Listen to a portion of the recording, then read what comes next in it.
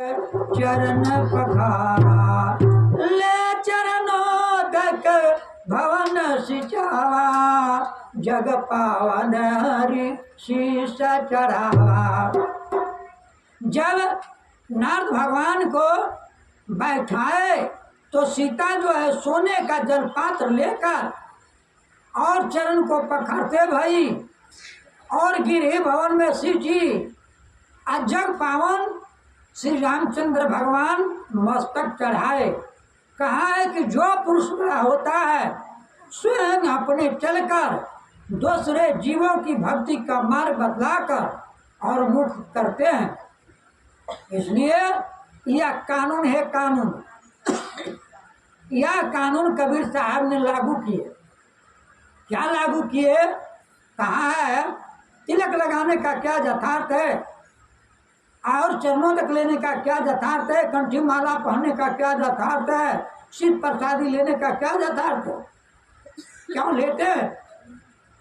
तो कहा है कंठी माला लेने का यथार्थ यही होता है जैसे राजा लोगों को राजगद्दी बैठाने का समय खारा तिलक लगाया जाता है और राजा को राजनीतिक धर्म बतलाया जाता है कि हे राजन, तुम अपने प्रजाओं का पुत्र की समान पालन करना, गांव-गांव में टहलकर इंसाफ देखना, चोर छिनार डाकू से बचाना, अन्न दान, विद्या दान, वस्त्र दान से प्रजाओं का सुरक्षित रखना। यही सब बात राजा को पढ़ाया जाता है। आज भी जीत के जाते हैं तो जिसका हम लोग कहते हैं कि सप्त ग्रहण कहिया होगा। सप्त ग्रहण का मतलब है कि सच्चा पर चलना, सच्चा से देश को चलाना, पक्षपात से नहीं। इसलिए राजा को पढ़ाया जाता है कि सावधानी का साथ यह तिलक लगाते हैं कि अन्न दान, विद्या दान, वस्त्र दान से प्रजाओं का सुरक्षित रखना।